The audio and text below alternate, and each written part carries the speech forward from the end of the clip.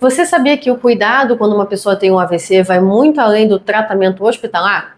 Nesse vídeo eu vou conversar um pouquinho com vocês sobre os cuidados que uma pessoa que teve um AVC merece e também, para quem é o cuidador, saber o que esperar a partir desse momento. Então, o cuidado pós-AVC ele vai muito além de só prescrever um remédio para tomar todo dia, como um AS ou um anticoagulante. Na verdade, a gente precisa, inclusive, separar quem é a direção desse cuidado. Se eu estou me direcionando, por exemplo, para o meu paciente que ficou com uma sequela grave e precisa de uma motivação, de uma orientação sobre quais são as sequelas, inclusive como combatê-las ou até mesmo como reabilitá-las. E também no sentido do própria visão do cuidador, de quem vai estar ali com aquele paciente durante os próximos meses, durante esse processo de reabilitação, e inclusive também orientar o que talvez algumas sequelas podem ser irreversíveis. Então vamos focar primeiro na parte do paciente. Então, óbvio, dependendo de qual foi o tipo de AVC que aquela pessoa teve, ela pode desenvolver desde um sintoma transitório, que não vai trazer nenhuma repercussão para o dia a dia, além, obviamente, de tomar a medicação e seguir com uma investigação médica, até uma incapacidade muito severa. Inclusive, na escala médica, a gente tem até uma escala que se chama M-Ranking, para poder justamente gradificar e poder quantificar em que nível a gente está de incapacidade pós-AVC, que pode ser desde o 0, que é sintoma nenhum, até o 6, que seria o óbito. Então, a partir disso, a gente direciona com a queixa que aquele paciente me traz. Então, primeira coisa que eu quero esclarecer para você, paciente que talvez esteja assistindo esse vídeo e que esteja nessa situação de estar com uma sequela incapacitante, é entender que dê tempo ao tempo, mas confie no processo da reabilitação. Muitas pessoas, infelizmente, acreditam ainda que se a pessoa teve um AVC, ela vai ficar um vegetal, infelizmente eu já ouvi muito sobre isso, ou que vai ficar com aquela sequela pro resto da vida e vai ficar acamado, não vai ter como voltar ao seu dia a dia. Isso não é verdade. Claro que eu preciso ser realista com você, no intuito que, dependendo de qual foi a gravidade do seu AVC, a gente pode não conseguir recuperar todos os sintomas a ponto de ficar 100%. Se a gente consegue melhorar ao ponto de você conseguir retornar às suas atividades do dia a dia e até mesmo as laborais, para mim já é um ganho, mesmo que a gente tenha que fazer uma certa readaptação daquela atividade. Então, o ponto principal é que do momento que você chega no hospital por um tratamento ou que precise ficar internado, até a sua alta, o seu acompanhamento ambulatorial e o seu retorno à rotina, você precisa estar acompanhado de uma equipe multidisciplinar. Dependendo de qual é a sua sequela, você pode precisar desde uma fisioterapia motora até uma fonoaudiologia, uma terapia cognitiva, uma terapia ocupacional, e aí a gente vai direcionando esse cuidado a partir dos seus sintomas e do que a gente considera ser o mais incapacitante para você. Acredite, mesmo que seja tardia essa reabilitação, é importante que você faça. Outras situações que a gente pode também ajudar e que precisa ficar atento são alguns cuidados que às vezes podem ficar pormenorizados e que a gente não dá muita atenção justamente porque a gente tem uma sequela muito maior à nossa frente. Então, por exemplo, é muito comum pacientes pós-AVC terem alterações esfincterianas, desde uma incontinência vesical até uma incontinência fecal ou uma retenção urinária. Isso faz parte, infelizmente, do descontrole neurológico esfincteriano após um AVC. Mas se a gente tem, por exemplo, uma paciente que ficou com uma sequela grave motora do lado esquerdo, uma dificuldade de fala, isso vai ser muito mais impactante para o cuidado daquele paciente ou para aquela questão da família do que uma incontinência urinária. Então, a gente tem a questão da equipe multidisciplinar que vai fazer o seu papel. E acredite, não importa o tempo que você vai começar essa reabilitação. Se você saiu sem essa reabilitação programada, o importante é começar. Isso porque a ideia da reabilitação é tentar recrutar os neurônios que ficaram em volta daquela região afetada pelo AVC para tentar reconquistar aquela função que foi perdida e reativar esses neurônios. Então a ideia é que quanto mais você faça a reabilitação, melhor. Então não adianta também fazer uma reabilitação de uma vez por mês, de uma vez por semana. Se for a sua realidade, ótimo, porque é melhor que nada. Mas se for possível você procurar mais dias para reabilitação, mesmo que seja para mais de uma função diferente, melhor vai ser o seu resultado. E quanto mais precoce, maior é a chance de ter essa mudança neuronal e conseguir recuperar parte ou até mesmo totalmente a queixa daquele sintoma debilitante.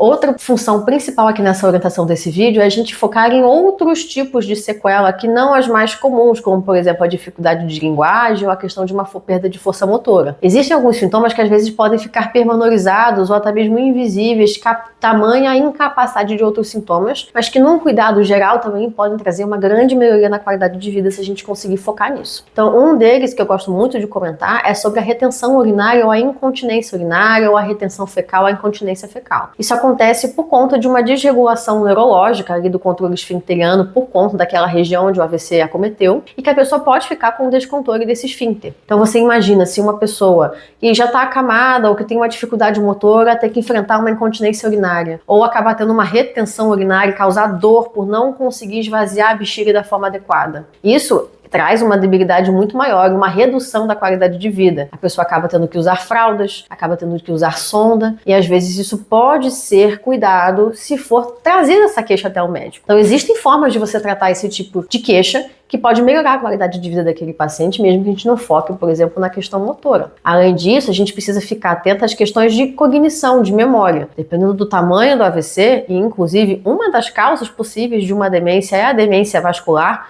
justamente tanto por AVCs grandes quanto pelos AVCs pequenos, mas a gente também precisa ficar atento que aquela pessoa pode sofrer uma questão cognitiva, pode ficar mais lenta, pode acabar ficando mais esquecida, e a terapia cognitiva vai entrar nesse processo de tentar reabilitar todas essas questões. Outro ponto muito importante da gente considerar numa reabilitação é a espasticidade, ou seja, quando os membros ficam muito rígidos com aquela sequela do AVC. Por mais que talvez essa sequela seja muito grave, que a gente não consiga ganhar novamente, por exemplo, a movimentação de uma mão ou de um braço, essa espasticidade pode trazer muitos prejuízos, tanto de dor, no sentido de locomoção, mas também de higiene pessoal, porque se a gente fecha muito a mão, por exemplo, uma mão espástica, a gente não consegue fazer a higiene adequada e isso pode evoluir para outros tipos de infecção. Outra causa também muito comum de reabilitação que a gente precisa ficar atenta, porque às vezes a gente deixa passar, é a dificuldade de engolir. Então, principalmente para os AVCs que tiveram algum tipo de acometimento da linguagem ou da forma de falar, isso é muito importante de ser avaliado, tanto que, inclusive, no ambiente hospitalar, qualquer paciente que teve um AVC precisa passar por uma avaliação com uma fono. Porque se a gente tem uma dificuldade de articular as palavras ou de poder fazer algum tipo de movimentação,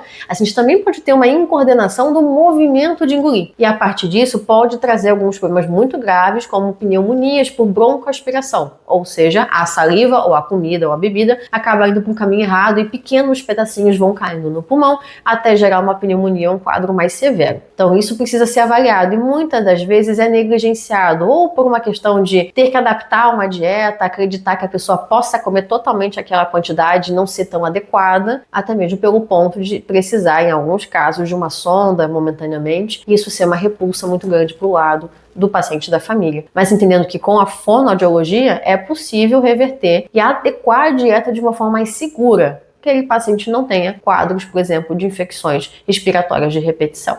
Esses foram alguns exemplos de cuidados de reabilitação, focando nas queixas e no cuidado do paciente que teve um AVC. Mas eu também quero conversar um pouquinho agora com você, que é o cuidador dessa pessoa. E entender, e eu quero te deixar com uma certa empatia aqui nesse vídeo, que vai ser um grande desafio para você, assim como vai ser para aquela pessoa que teve o sintoma. Infelizmente, a carga de trabalho pode acabar afetando de forma muito grande, tanto do ponto de vista da questão do vínculo social que você tem com ela, da relação, do afeto, de ver aquela pessoa passando por uma dificuldade, de poder entender que talvez a dinâmica de trabalho, financeira, de cuidado de outras pessoas que já estavam servindo de cuidado com aquela pessoa em conjunto com você, vai precisar ser completamente modificado. Então, é muito comum para mim, como neurologista, perceber que o cuidador fica muito negligenciado nesses casos. A gente foca muito no paciente e a gente esquece que quem cuida do paciente também é fundamental, já que é ele que leva o paciente, por exemplo, para uma reabilitação, que faz as compras no mercado para adaptar a dieta, que paga as contas para trazer numa consulta.